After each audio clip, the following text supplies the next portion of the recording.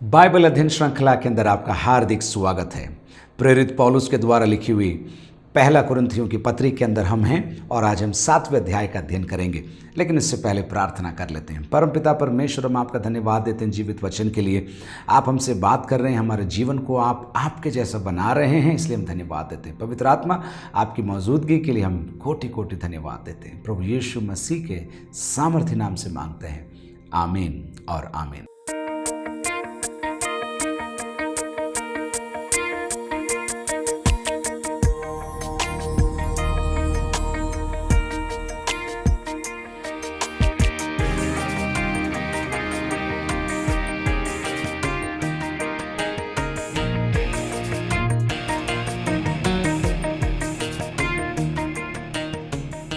पहली आयत से आगे, उन बातों के विषय में जो तुमने लिखी, ये अच्छा है कि पुरुष स्त्री को न छुए। उन बातों के विषय में जो तुमने लिखी, बार बार मैं बोल रहा हूं, फिर भी एक बार और कहूंगा। पौलुस कुरिन्थ में नहीं है, एफेसुस के अंदर है और 1.5 साल की सेवकाई करने के पश्चात कुरिन्थ के विश्वासियों को परमेश्वर के हाथ में सौंपकर पौलुस एफेसुस गया है। कलीसिया बढ़ रही है, कई लोग आए और सेवा की है।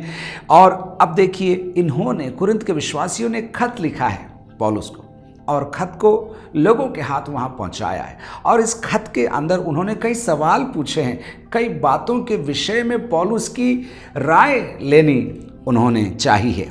और इसलिए पौलुस कहता है उन बातों के विषय में। तो जब ये शब्द विषय आया है, अगर हम इसको ढूंढे आने वाले अध्यायों के अंदर, तो हमको समझ में आएगा कौन कौन से मुद्दे थे जो कुरिन्थ के विश्वासियों ने पौलुस से पूछे थे। चलिए अपन लौट कर आते हैं पहली आयत के अंदर। उन बातों के विषय में जो तुमने लिखी, ये अच्छा है कि पुरुष स्त्री को न छुए।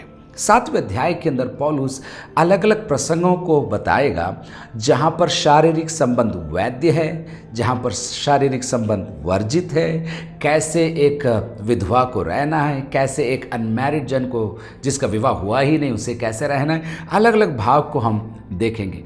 और मैं सोचता हूँ आज के इस माहौल के अंदर जहाँ पर कामुकता या सेक्सुअलिटी इतनी प्रबल है और लोगों को प्रभावित करना चाहती है, उसके अंदर हमें सेक्स को लेकर या शारीरिक संबंध को लेकर हमें कैसे जीवन जीना चाहिए, उसके बारे में इस अध्याय के अंदर ज़रूरी शिक्षा है।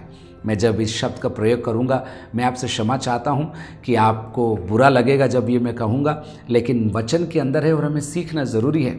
सीखना ज़रूरी है कि कितनी अच्छी बातों को प्रभु हमें सौंपता है और कैसे शैतान उसको लेकर, उसको तोड़कर मरोड़कर हमें एक उसका कुरूप प्रस्तुत करता है। चलिए देखते हैं।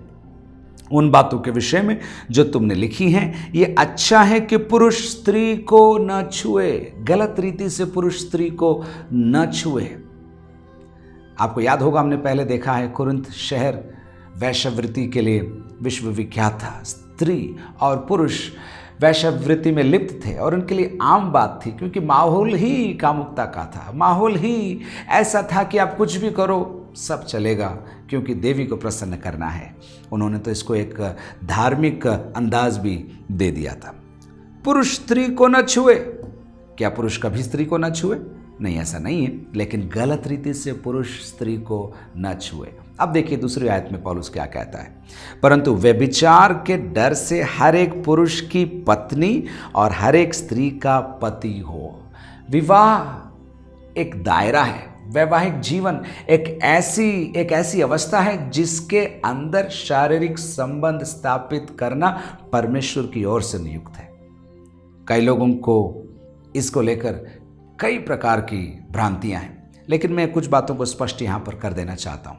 शारीरिक संबंध या सेक्स जिसको कहते हैं, विवाह के अंदर परमेश्वर द्वारा दी गई एक आशीष है।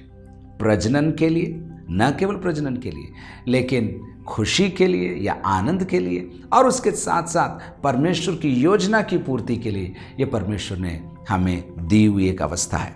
देखिए, व्यभिचार के डर से हर एक पुरुष की पत्नी और हर एक स्त्री का पति हो। स्त्री का पति, पुरुष की पत्नी। तीसरी आयत, पति अपने पत्नी का हक पूरा करे और वैसे ही पत्नी भी अपने पति का। शारीरिक संबंधों को लेकर कई बार वैवाहिक जीवन के अंदर ऐसा देखने में आता है कि स्त्री और पुरुष या पति और पत्नी अलग रहते हैं और एक दूसरे के साथ शारीरिक संबंध स्थापित नहीं करते। पौलुस स्पष्ट शब्दों में कह रहा है और आगे कारण भी बताएगा क्यों, कब और कैसे। देखिए वो स्पष्ट शब्दों में कह रहा है, पति अपने पत्नी का हक पूरा करे और वैसे ही पत्नी भी अपने पति का हक पूरा करे। शारीरिक संबंध एक हक है। विवाह के दायरे के अंदर, बार बार मैं बोलूंगा आपको, विवाह के दायरे के अंदर ये एक पवित्र हक है, एक आशीषित हक है। लेकिन विवाह के दायरे के बाहर ये श्राप का कारण।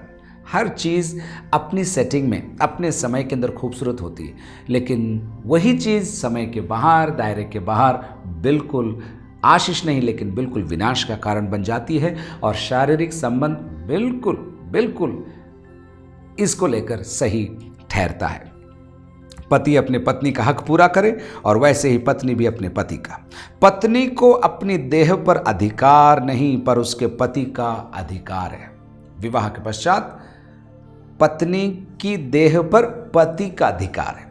इतना तो आम व्यक्ति सोच सकता है, लेकिन कुरिन्थ के विश्वासियों को पौलुस एक नई बात लिखता है। सुनिए अब आगे क्या लिखा है।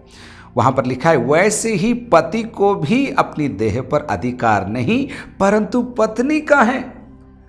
आम जनता या समाज उस समय सोचता था कि पुरुष को स्त्री पर अधिकार है, उसके शरीर पर अधिकार है, लेकिन पौलुस एक नई बात वहां बोलता है और कहता है, पत्नी को भी वैसे ही अपने पति के शरीर पर अधिकार है।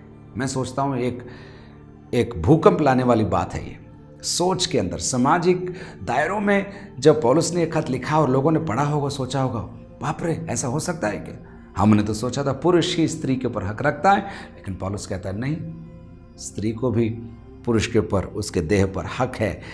अगर इसको हम समझें तो हम ऐसा समझ सकते हैं कि पौलुस कह रहा है ऐसा नहीं हो सकता कि पुरुष जाकर कहीं भी शारीरिक संबंध स्थापित करे और स्त्री घर पर रहे और उसको अनुमति नहीं। दोनों को अनुमति एक दूसरे के साथ ही है। शारीरिक संबंध स्थापित करने के लिए दोनों को अन्यों के साथ मनाही है। आप समझ गए होंगे, इसलिए मैं आगे बढ़ता हूं। 5वीं आयत, तुम एक दूसरे से अलग न रहो, परंतु केवल कुछ समय तक आपस की सम्मति से कि प्रार्थना के लिए अवकाश मिले। ऐसा माना जाता है और बाइबल के पंडित लोग कहते हैं कि कुरिन्थ के विश्वासी कह रहे थे, जो कि विवाहित थे, वो कह रहे थे हम आत्मिक हो गए इसलिए हम शारीरिक संबंध स्थापित नहीं करेंगे, और शारीरिक संबंध स्थापित नहीं करेंगे तो हम दूर रहेंगे, विवाहित रहेंगे, विवाह विच्छेद नहीं करेंगे, डिवोर्स नहीं करेंगे, साथ में रहेंगे, लेकिन शारीरिक संबंध स्थापित नहीं करेंगे। मैं और मेरी पत्नी क्रिस्टी इन दिनों में कई कपल्स को, कई परिवारों को हम परामर्श देते हैं, विशेष करके वैवाहिक जीवन को लेकर। और बड़ा दुख होता है जब इस बात को हम देखते हैं एक परिवार के रूप में और सुनते हैं और समझते हैं कि विवाह की गलत परिभाषा है लोगों के अंदर, विवाह की गंदी परिभाषा है लोगों के अंदर। उन्होंने कोई गलत नमूना देख लिया है या उन्होंने कुछ ऐसा अनुभव कर लिया है जिसके कारण वे आगे बढ़ना नहीं चाहते इन बातों के अंदर। देखिए क्या लिखा है, तुम एक दूसरे से अलग न रहो। पौलुस स्पष्ट कह रहा है, तुम एक दूसरे से अलग मत रहो, परंतु केवल कुछ समय तक आपस में की सम्मति से, दोनों की सहमति हो तो कुछ समय तक अलग रहो। विवाह के पश्चात मैं आपको एक सुझाव देना चाहता हूं। विवाह के पश्चात पति और पत्नी का साथ रहना अनिवार्य है और कोई इस चीज को अलग ना करे, परंतु केवल कुछ समय तक आपस की सम्मति से कि प्रार्थना के लिए अवकाश मिले। अगर आप चाहते हैं कि कुछ समय प्रभु के सामने बैठें, अलग रहें, और आप वो कर सकते हैं। पौलुस कहता है लेकिन कुछ समय के लिए ही, और फिर एक साथ रहो। ऐसा ना हो कि तुम्हारे असंयम के कारण शैतान तुम्हें परखे। नाम तो दुआ का ले लिया, नाम तो आत्मिक कारण ले लिया कि अब मैं प्रभु में हूँ या मसीह ही हूँ, अब मैं बहुत आत्मिक हो गया हूँ या आत्मिक हो गई हूँ, इसलिए मैं मेरे जीवन साथी के साथ नहीं रहती, मैं अलग रहती हूँ या अलग रहता हूँ। पौलुस कहता है बात तो ठीक है, शुरुआत तो ठीक है, लेकिन ऐसा ना हो कि तुम्हारे असंयम के कारण शैतान तुम्हें परखे। विवाह के पश्चात शारीरिक संबंध आशीष का कारण है, और अगर इसमें दूरी रखी जाए तो शैतान को आपको परखने का मौका मिल जाता है।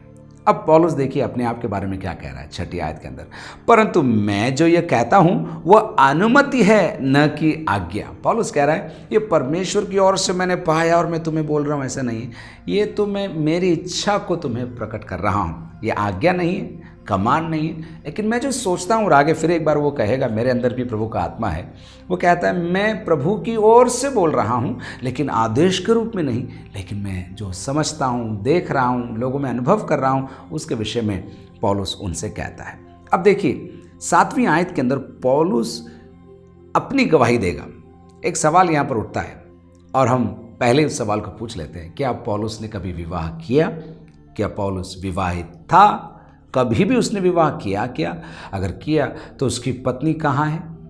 ऐसे सवाल हम पूछ सकते हैं। हम देखेंगे उसका जवाब 7वीं आयत से आगे। मैं ये चाहता हूं कि जैसा मैं हूं वैसे ही सब मनुष्य हों, परंतु हर एक को परमेश्वर की ओर से विशेष विशेष वरदान मिले हैं, किसी को किसी प्रकार का और किसी को किसी और प्रकार का। पौलुस न कहते हुए ये कह रहा है कि मेरे साथ अभी जीवन साथी नहीं है, मेरे साथ अभी जीवन साथी नहीं है।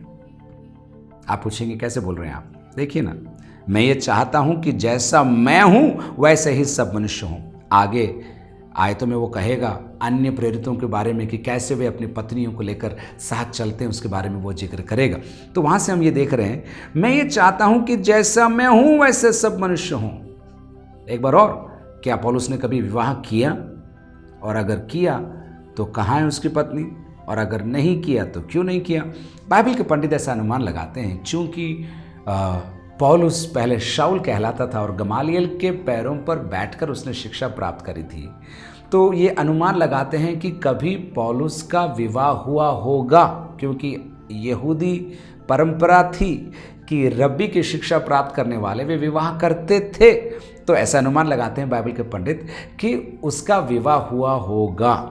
अब दो बातें हो सकती है, जब वो प्रभु में आया तो प्रभु में आने के पश्चात उसकी पत्नी ने उसे छोड़ दिया होगा, एक, या फिर उसकी पत्नी का देहांत हुआ होगा। परंतु जब ये खत लिख रहा है उस समय पर वो अकेला है, अगर हम कह सकें तो वह अविवाहित दशा में है, अविवाहित दशा के अंदर है। ठीक है, स्पष्ट रूप से हम नहीं कह सकते कि कभी पौलुस ने विवाह नहीं किया, परंतु ये जरूर हम अनुमान लगा सकते हैं कि जब वो लिख रहा है तो वह अविवाहित अवस्था के अंदर है, और इसलिए वो कहता है मैं ये चाहता हूं कि जैसा मैं हूं वैसे ही सब मनुष्य हों। परंतु पौलुस कौशन दिखाता है, सजग करता है, सतर्क करता है, परंतु हर एक को परमेश्वर की ओर से विशेष विशेष वरदान मिले। मानो पौलुस कह रहा है मुझे अविवाहित रहने का वरदान मिला है। अब ये सुनते ही कुछ लोगों को लगेगा ये भी जोरदार वरदान है, मैं अब शादी नहीं करूंगा। नहीं, ऐसा नहीं। परमेश्वर की योजना है स्त्री पुरुष के साथ और पुरुष स्त्री के साथ रहे, परिवार को बढ़ाए, प्रभु की मनसा को पूरी करे। लेकिन पौलुस कह रहा है मुझे एक विशेष वरदान मिला है, दूसरों को दूसरे वरदान मिले हैं, मुझे ये वरदान मिला है अविवाहित रहने का। मत्ती रचित सुसमाचार उसके 19 अध्याय के अंदर भी ऐसे ही एक बात हमको देखने को मिलती। मेरे साथ मत्ती 19 का 11 देखिए क्या लिखा है वहाँ पर। मत्ती 19 का मैं 10 और 11 पढ़ता हूँ। चेलों ने उससे कहा यदि पुरुष का स्त्री के साथ ऐसा संबंध है तो विवाह करना अच्छा नहीं। उसने उनसे कहा सब ये वचन ग्रहण नहीं कर सकते, केवल वे जिनको ये दान दिया गया, केवल वे जिनको ये दान दिया गया। तो पौलुस वरदान के विषय में कह रहा है कि मुझे ये वरदान मिला है कि मैं अविवाहित रह सकूं। मेरी तो ये प्रार्थना है कि तुम मेरे जैसे रहो, लेकिन ऐसा संभव नहीं है क्योंकि मुझे एक विशेष वरदान मिला है। तुम्हें मिला है कि नहीं मिला मुझे नहीं मालूम। 8वीं आयत से आगे अब अलग कैटेगरी के लोगों को पौलुस संबोधित करेगा। 1 से 6 तक उसने विवाहित स्त्री पुरुषों को संबोधित किया। अब 8 से आगे देखिए, परंतु मैं अविवाहितों और विधवाओं के विषय में कहता हूं। उसने टोन बदला है, अविवाहित और विधवाओं के विषय में कहता, जिन्होंने कभी विवाह नहीं किया, जिन्होंने कभी विवाह किया था परंतु उनके जीवन साथी अब उनके साथ नहीं है, छोड़ दिया है उन्होंने, या फिर वो मर गए हैं, ऐसे लोगों को पौलुस संबोधित कर रहा है। देखिए, परंतु मैं अविवाहितों और विधवाओं के विषय में कहता हूं कि उनके लिए ऐसा ही रहना अच्छा है जैसा मैं हूं।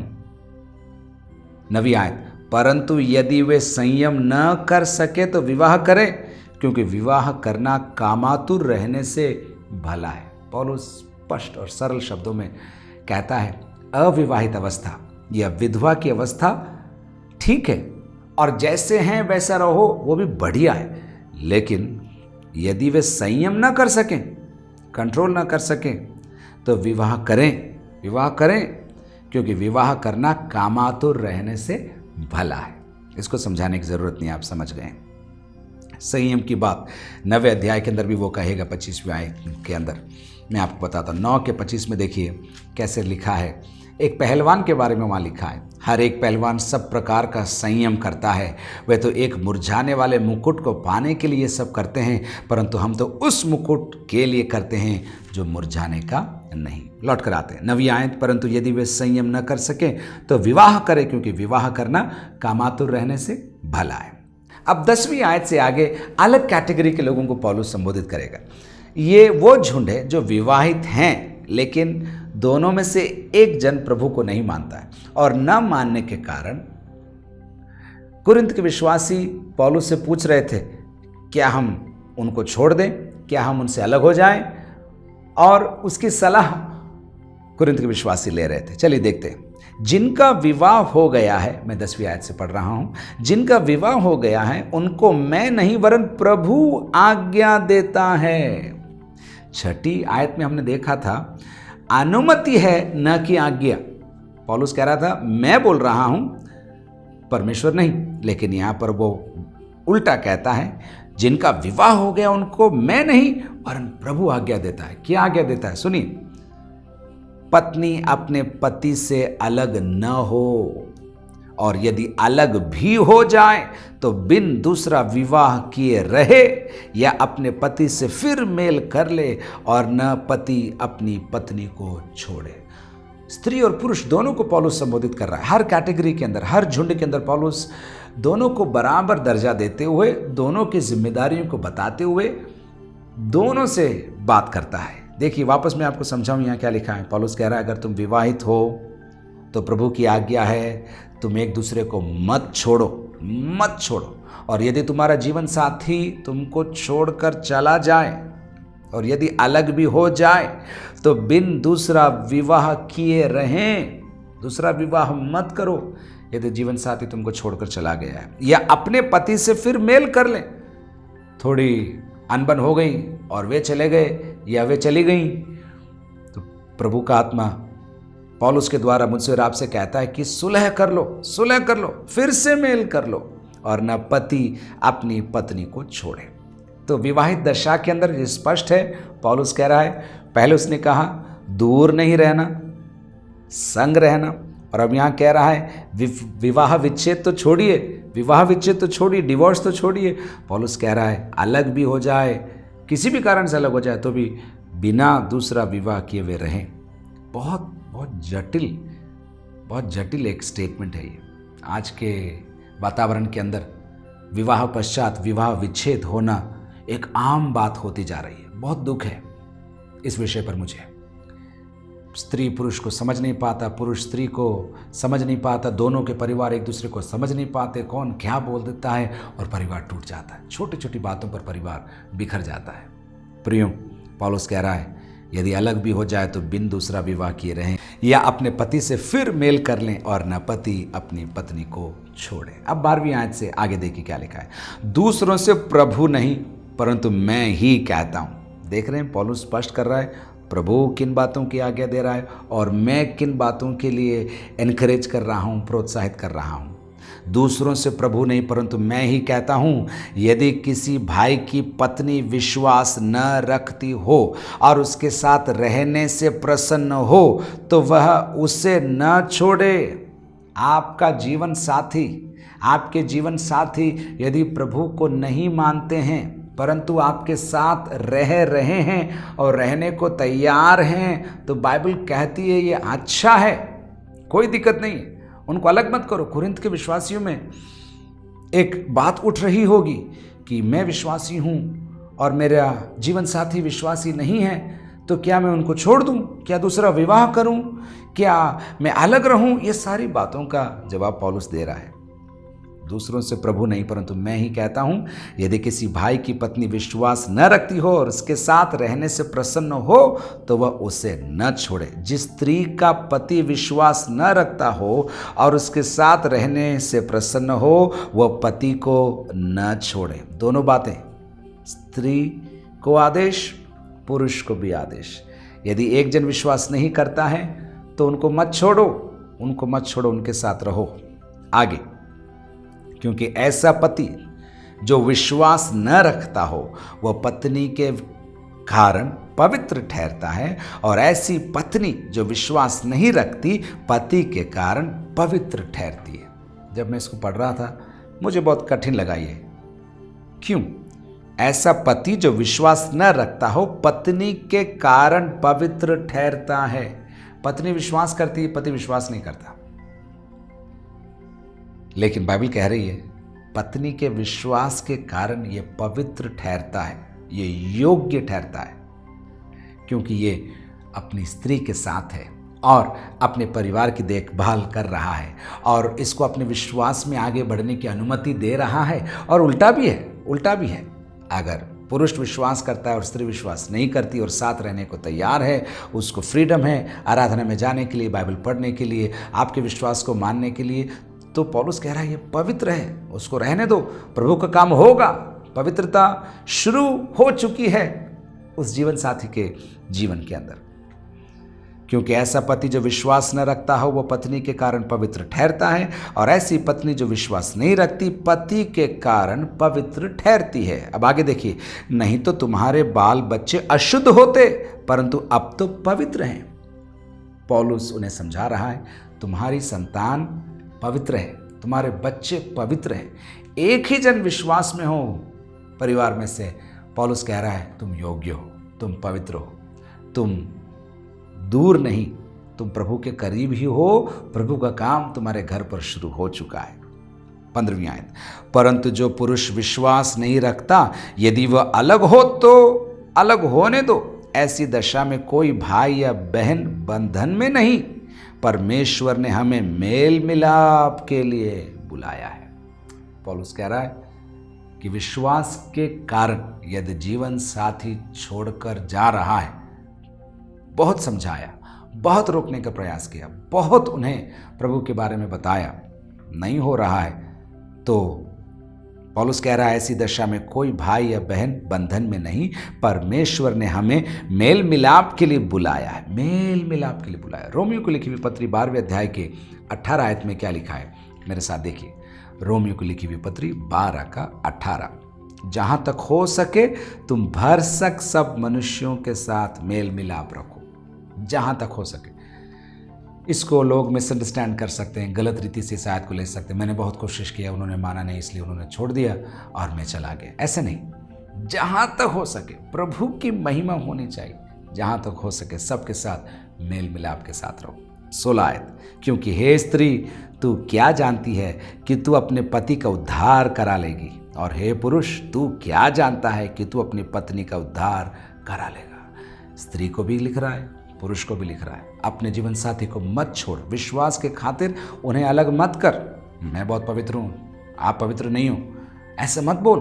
क्या मालूम, क्या जाने, क्या जाने, क्या मालूम कि तू अपने पति का उद्धार करा लेगी। और पुरुष, क्या तू क्या जानता है, पौलुस कहता है तू अपनी पत्नी का उद्धार करा लेगा। आगे हम और भी कैटेगरीज को देखेंगे और भी झुंडों को देखेंगे जिनको पौलुस विवाह को लेकर, शारीरिक संबंधों को लेकर उनको लिखता है, उसके बारे में अगले सत्र के अंदर हम देखेंगे। प्रभु आपको बहुत बहुत आशीष दे। अपने आप को पवित्र रखिए। विवाह से पहले किसी भी प्रकार का शारीरिक संबंध आप न बनाएं, ऐसा मैं स्पष्ट कहना चाहता हूं। और विवाह के बाद किसी भी कारण से आप एक दूसरे से अलग न हो। प्रभु आपको बहुत बहुत आशीष दे।